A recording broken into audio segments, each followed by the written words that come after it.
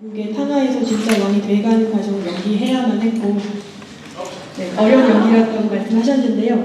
이런 인물의 섬세한 변화 과정을 이야기하면서 연기하면서 가장 주안점을 두고 집중했던 게 어떤 게 있는지 질문 드리고요.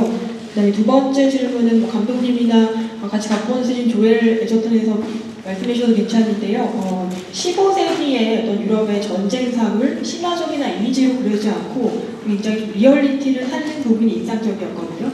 전쟁에서 몸으로 싸운다거나 이상물을 표현한 것들 이런 것들. 그래서 이런 15세기를 고증하는 데 있어서 어떤 리서치나 작업을 거쳤는지 궁금합니다.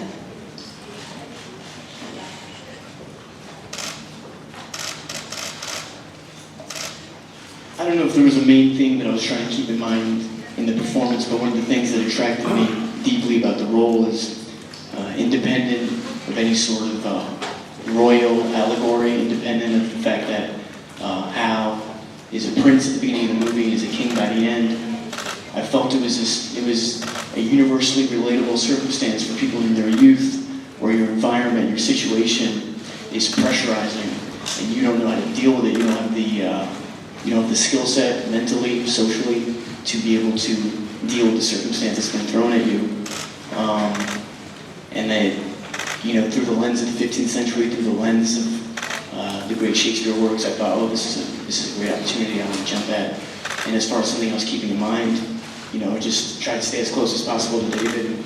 And you go scene by scene. It's like chipping away at something. You build it block by block, and just follow David's guidance and David's direction.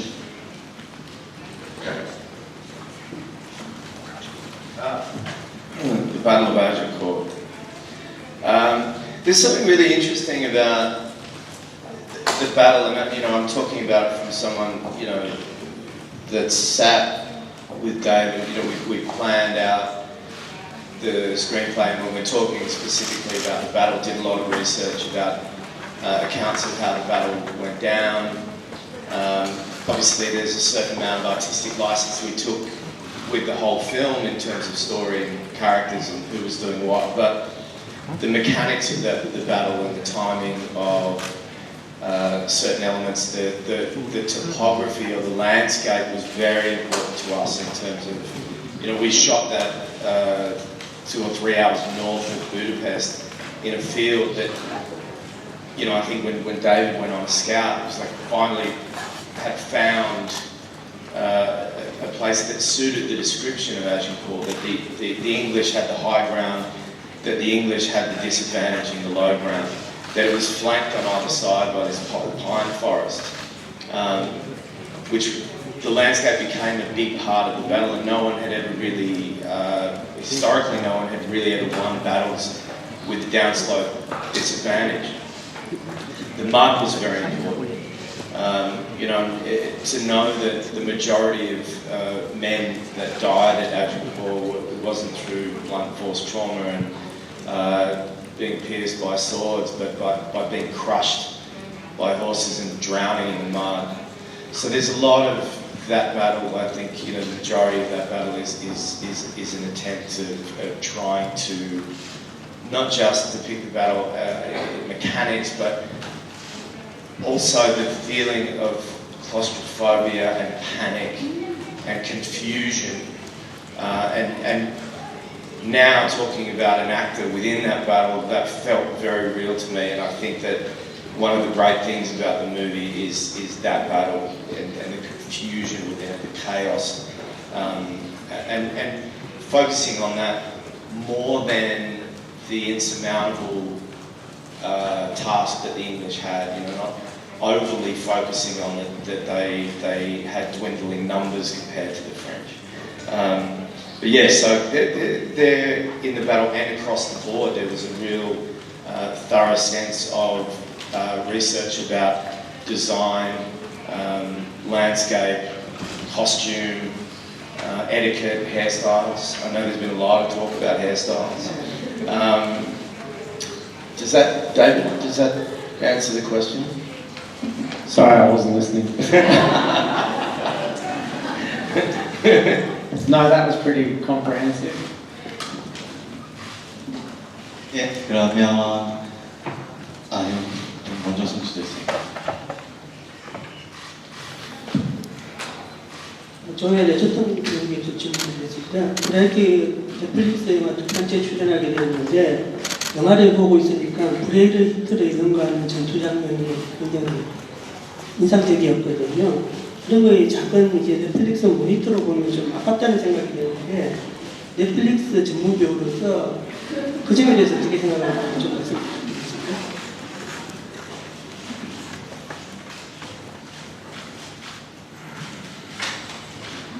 I think just get really close to the television and make sure there's the smell of popcorn in your room.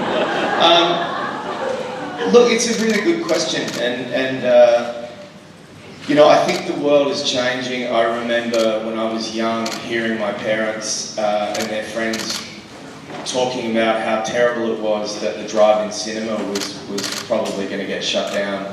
And as a 12-year-old kid, I was thinking, who cares? You know, who cares about the drive-in cinema? I don't. I can't drive. And now I think we're hitting a similar zone where, you know, I'm 45.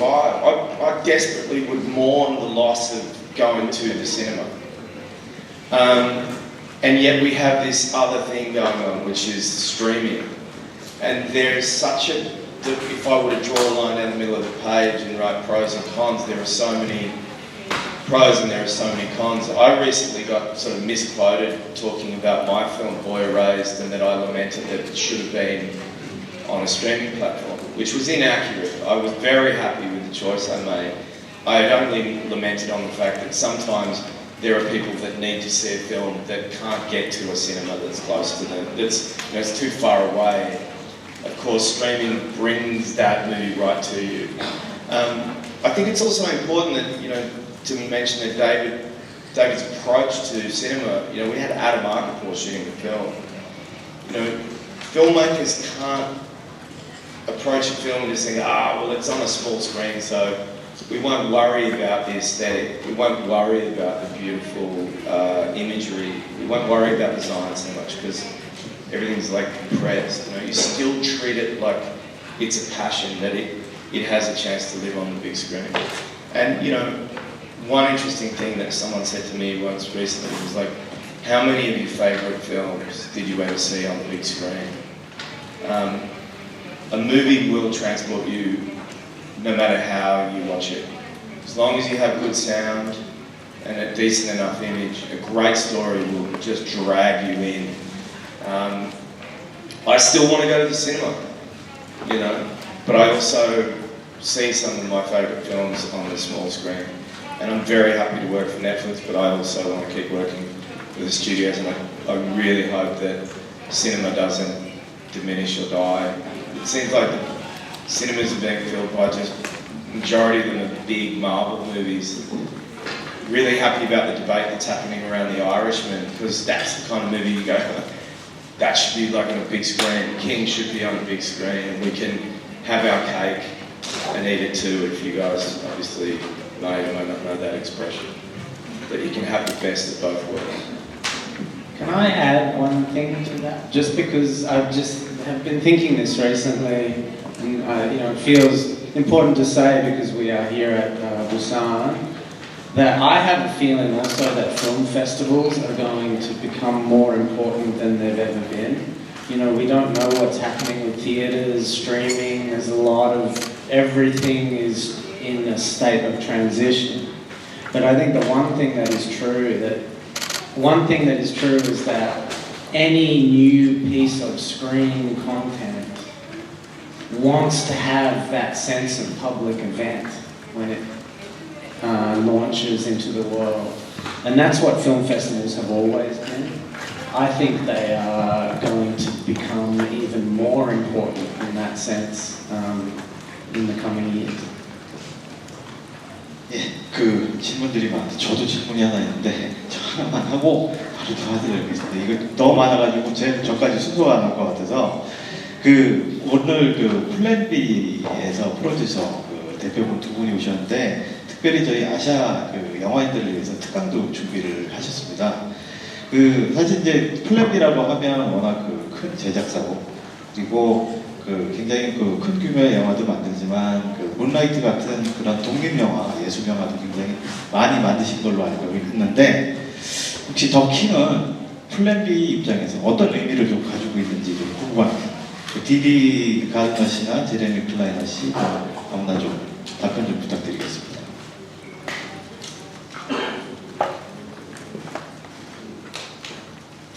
A lot.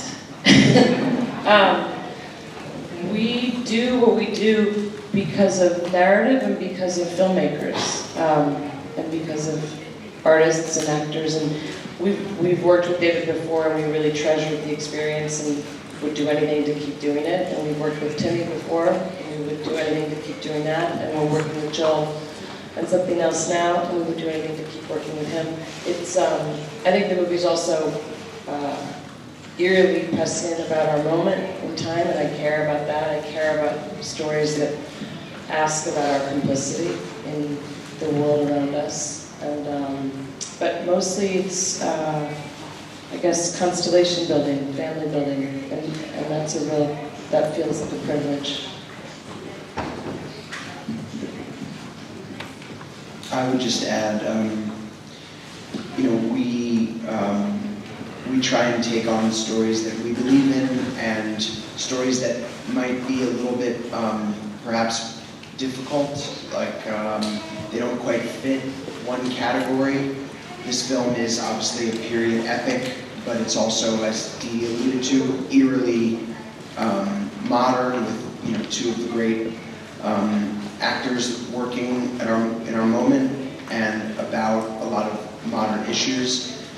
It has in the Battle of Agincourt, I think one of the more thrilling battle action sequences that we've seen, but it's also a film with a really strong dramatic core. And I think we're drawn to stories that that might be challenging to put into one box, but we believe that if you execute those stories with integrity and you get behind artists that are working at the top of their game, that they have a chance to succeed and be seen in a wonderful place like Busan and hopefully around the world too. 예, 다시 한번 저 제레미 클라이너하고 디디 같은 것이 저희 아시아 독립 영화인들을 위해서 특별한 좀 시간 준비해 주신 거 감사드리고요. 예, 이제 다음 질문 받도록 하겠습니다. 예, 저 뒤에 분이 계속 손 드셨는데.